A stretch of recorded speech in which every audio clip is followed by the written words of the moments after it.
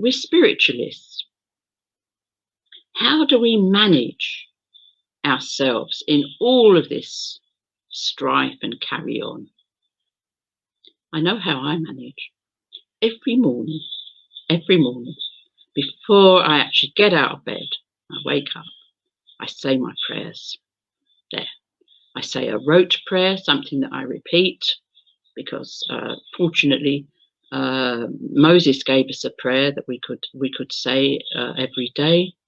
After that, Jesus gave us a prayer we could say every day or every opportunity.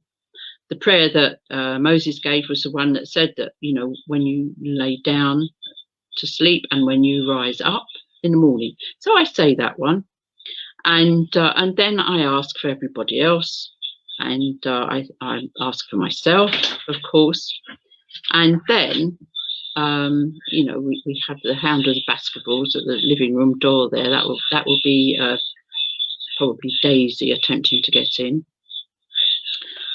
and then of course get up and go about our business. Now, who do I talk to?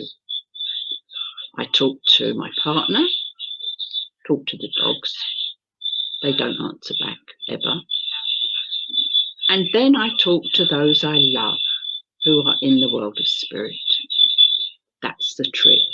This is what we have, our spiritualists. We know that our loved ones live on in the heavenly realms. We know they're there. You know, we have different names for it. We have spirit, we have the world of spirit. I see that the Hound of the Baskervilles has actually got in. Daisy is here. I won't disturb the camera and show you because she's been on camera this morning. You can see a video of her and Rosie waiting for their breakfast. And here comes Kathy, also on camera, or Bat Woman as we call her, to take the Hound of the Baskervilles out. Thank you very much, Kathy. Thank you. God bless you. Out they go. Now that was an interesting interlude in our little chat. Yes, thank you. I'll get the other one out in a minute. It's fine, thank you. Thank you.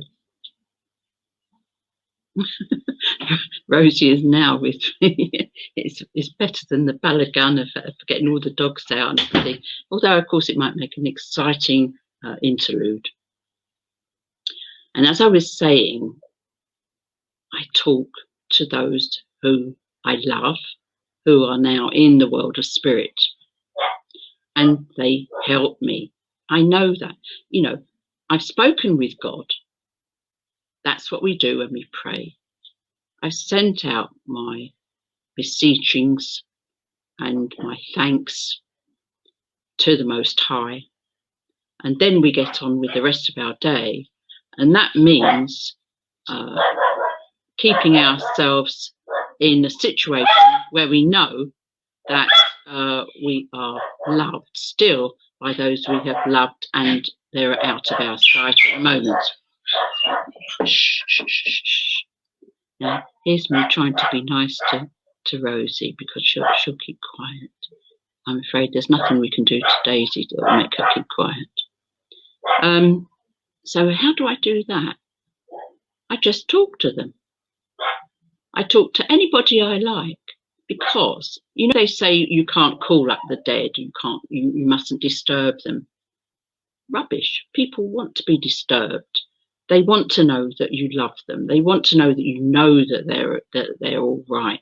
They want to know that you know that they are keeping a watching brief over you, that they're allowed to come and comfort you at times when you're in distress and when you're worried and anxious, when you're in pain. And this is, I find, a wonderful antidote to stress and aggravation that's going on in the world. You know, it doesn't matter how much everything goes on around you, whether it's around your home life or in the wider world, you know, and every time you turn on the television or read a paper, you're going to see all the terrible things and all the upset and discord that's going on. if you can just speak to your loved ones and know that they're there, it makes such a difference. It's so simple. You know, it's just simple. You pray when you wake up. You get up, you've said thank you to God, and you've sent up your most deep prayers and longings. And then you look around you and you think, oh, goodness me, how am I going to manage this? Just speak to your loved ones. If it's your mother, your father, your brother, sister, grandparents, a husband, a partner, you know, a romantic partner. If they're in the world of spirit, you can actually just talk to them. You will be surprised. You will feel their love. Just open your mind to that, and you will feel so much better. So all of a sudden, everything that's going on in the world will become far less threatening in its feeling, in its emanations towards you as a person. You will know that other people are benefiting as well, and try and get the word out. Try and tell anybody you can about our wonderful knowledge that, you know, there are people in the world of spirit who love us, who want only the best for us, and that we can actually communicate with them. Even if you can't hear them, you know, okay, if you're not a medium per se, you know, and you don't hear spirit, or you don't see anybody in spirit, or you don't want to, know that they are listening to you, and they will act upon all sorts of problems that you have and make it better. You know, it may not be immediate. Sometimes it is. It may not be immediate. But the very act of that communication and that knowledge, I promise you, will make you feel so much better. You'll feel less stressed, much calmer. And when you look at the wider picture, this morning I heard, you remember I mentioned to you Cash Lee Kelly, and he was speaking about the situation for everybody in America, and speaking as a black man himself. And he said, and I'm appealing to the older generation like myself. I am 31, he said. And I thought that was so wonderful. And Kathy said to me, well, that's the age of some of our grandchildren. I said, yes, that's right. And so it's all a matter of perception, isn't it? So, and then I thought to myself, how wonderful, how blessed, you know, if we do get old and we're able to see our grandchildren, our great-grandchildren, you know, mature and put forward some good argument for loving each other, loving our neighbour as ourselves. And I thought, well, he's worth mentioning to you. And you know, as far as I was saying, all this political stuff, I think perhaps we ought to look at all the positives for us in the United Kingdom, and even the positives for those in the United States of America, because that is a democracy as well. People voted for their representatives. They have two houses, as we do here.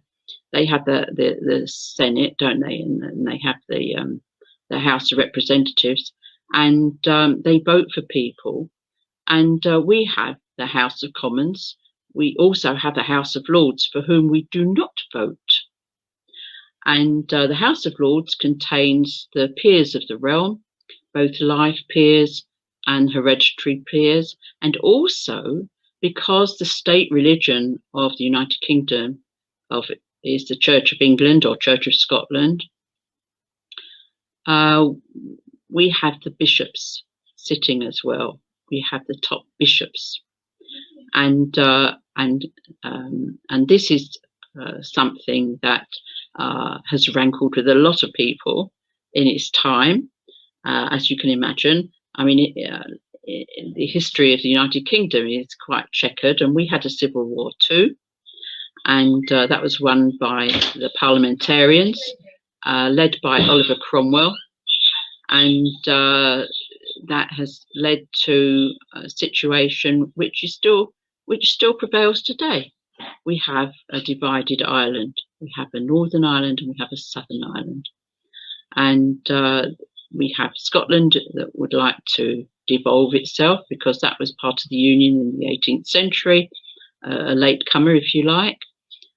So all these things impact on our lives today. And protest and demonstrations and stuff like that is the stuff that democracies are made of. And we don't imprison, execute and torture people for doing that either, neither in the United States of America or here. And of course, what I thought I might say to you to finish this little chat, if you haven't yet fallen asleep, I've got some of these live viewer. Oh dear, okay. That's telling me about it. And Julie and Nicole and Doreen, Alan, Susan, and dear Mary, wonderful, wonderful, wonderful medium, by the way, there.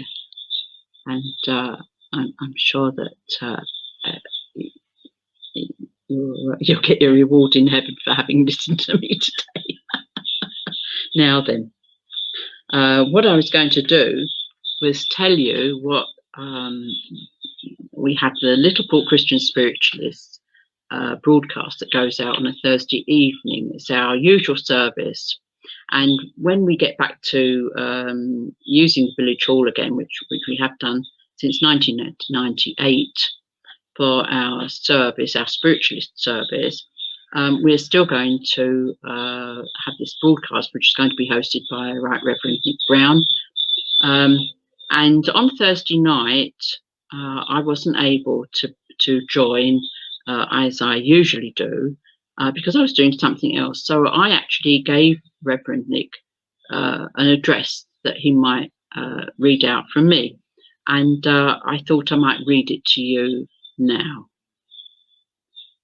Now, I said, one thing is certain, that we never stop learning in the course of this life and on so many different levels.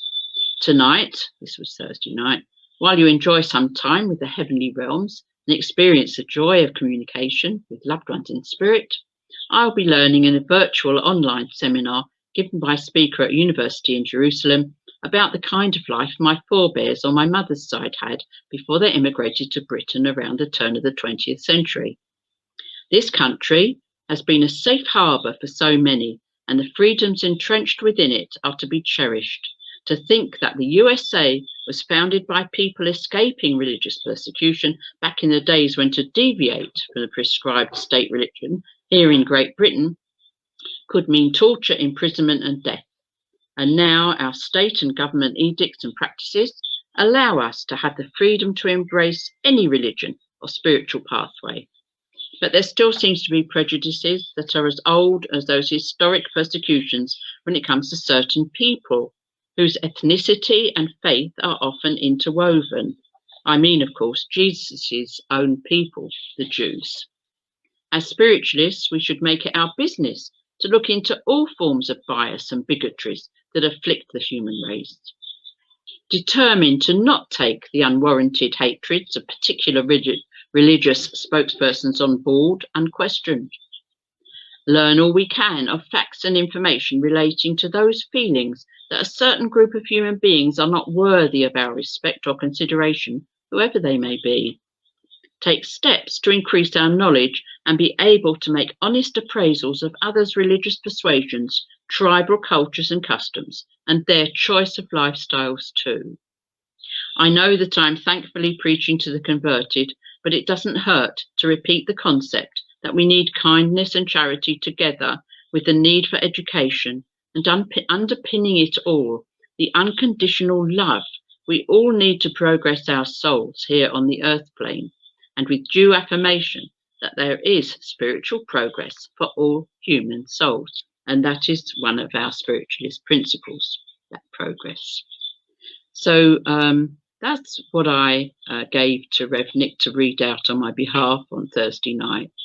And it sort of resonates, if you like, with the background, with the history of the black people who live in America now, who are born in America, born of America. And the same thing for us here, for the black people and the other people who are obviously of immigrant stock, who have made their homes here in the United Kingdom and who are now born here, as I was. But we trail this heritage behind us, and we feel for our ancestors, we feel for our forebears, particularly, where there's been slavery and persecution, torture, and dreadful things that have happened to them. But we all live here now, and we can. Remember what I was saying about speaking to our loved ones. Those loved ones don't have to be just people we know. These can be people from whom we descend. These can be our ancestors. The Native Americans knew that. We can refer to those people who were suffering like that, who were persecuted like that, and we can communicate our love for them, but we will find that they have a love for us, and they would not want us to be upset and cause disruption and anxiety and upset to others on their behalf. I'm sure of that, because they lived their lives as they had to, and they will be so happy to know that all of us who are now living here on the earth plane have got opportunities, will have opportunities. Yes, campaign for those opportunities, surely. Campaign for equal rights for everybody. Campaign for the animals. That's another area that doesn't get looked at very much. Let's all take to the streets and get a fair play and a better deal for all the animals of the world. Let's do that. Let's campaign for people to look after their domestic animals better. Let's campaign for all sorts of humanitarian aspects to animal husbandry and so on to be put into place, so that it mitigates the suffering of those who are slaughtered for their meat. So let us connect back with those who love us in spirit. Let us find that calm and that love and feel blessed with that. I know that my family, hundreds of them were murdered in the last war because they were Jews. Nobody asked if they were Christian Jews or atheist Jews or observant Jews, Orthodox Jews, or just Jews because they were born Jews. No, as long as your grandmother was a Jew, you were deemed a Jew, and you were at the mercy then of the Nazi regime. And I have pages and pages of people's names, dates of birth and dates of death. And, I don't see the Jews taking to the streets about that. The other thing is, by the way, my father's family were originally, apart from being originally, as we all were, from Israel, were from Persia. And apparently they were there since the Babylonian captivity. So they were slaves in Babylon. And fortunately for me, my eighth great-grandfather, my eighth great-grandfather, David, left with his wife, and they escaped they were having persecution there from the Muslim population, and they went to Holland. They went to the Netherlands and Amsterdam, and they stayed there until my great-grandfather came here with his wife. And fortunate I am that I'm here speaking with you because he did that. And he brought his family here. Because otherwise all the rest of my family most of them were killed off. But you see, nothing good comes from, stirring up evil thoughts and negative thoughts. The Romans were very good at that. They understood all about psychic energy. And if you pour out hatred, that is a psychic emanation of negativity that does not help this world. It doesn't. So I would just say to you, think loving thoughts. Try and understand everybody's point of view, but don't be taken in by hateful rhetoric and by people who would deflect from the truth. We serve the truth as spiritualists, and I hope that you have found this of interest to you. Don't forget what I said. Just talk to your forebears. Talk to your loved ones. Talk to your loved ones. They will help you through the day. If you have a bad morning, send up a thought. You don't even have to say it out loud. Nobody else needs to know. You can be in a supermarket. You can be anywhere and feeling, I don't like this. Ask whoever it is that you would have asked when they were down here. Ask your mum, your dad, anybody. Husband, if you've lost one. And by the way, as Jesus said, there's no giving or taking of marriage in spirit in heaven. So there's no jealousy. And, if you've had more than one partner in life and they're on the other side of life, I'm sure they're all having a jolly good time together. And the shared love for you will make everything all right.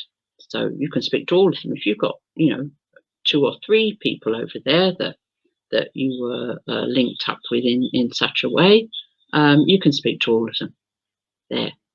So I will leave you with that happy thought, and I hope that you have a very good day today. Thank you for putting up with all the various interruptions that we've had, and it's been really nice to talk to you. I hope that you will have a look at the New Christian Spiritualist Society Facebook page and website. And also, of course, I've got my own website that's got loads and loads of stuff on it and a few videos.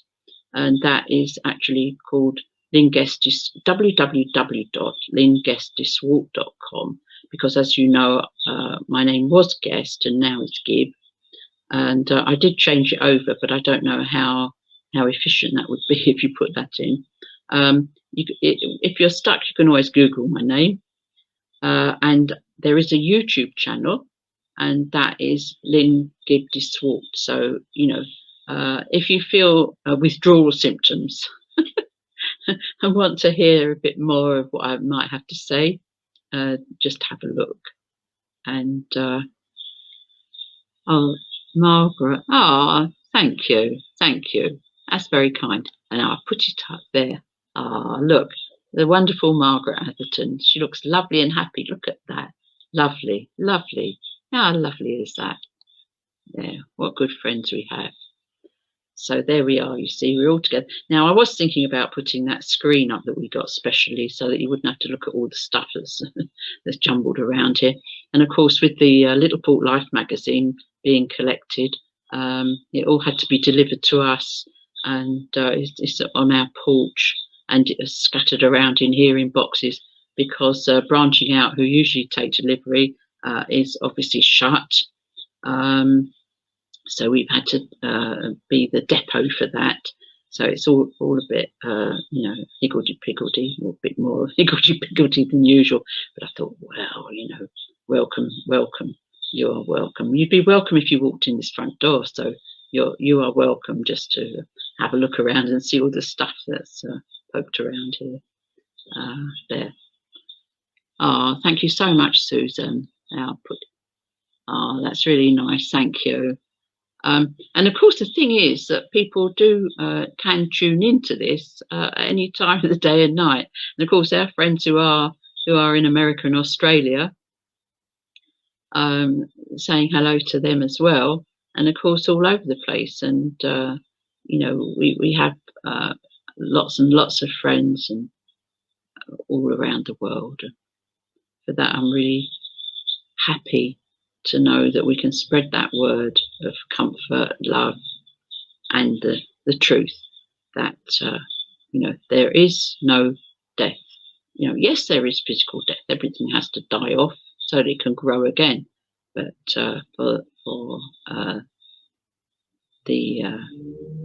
for us, we continue. We move on to another dimension, and it's in those dimensions where we get all our help, and helps us to keep going down here. There. So I say God bless you. I ask for healing for all your discomforts and all your pains. We know that God is listening to us. We know. Usually I would prove that by, there you are. You see, look at that. They prompt me. I didn't know where it was. This is a little book.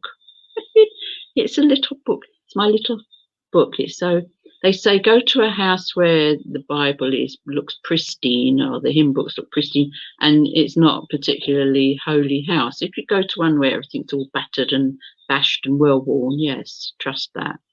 Now, I'm going to open this and get a message from up there for us, all of us, right?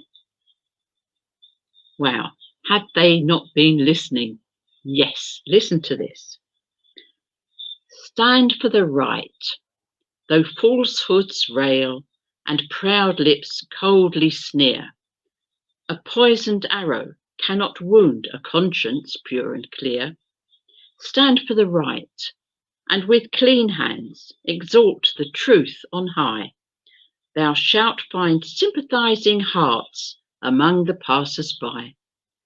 Men who have seen and thought and felt, yet could not boldly dare the battle's brunt, but by thy side will every danger share. Stand for the right, proclaim it loud. Thou'lt find an answering tone in honest hearts, and thou'lt no more be doomed to stand alone. There, it's telling you. This was written by Charles Mackay, and he says, you know, you will know those who have seen and thought and felt, yet could not boldly dare the battle's brunt, but by thy side will every danger share.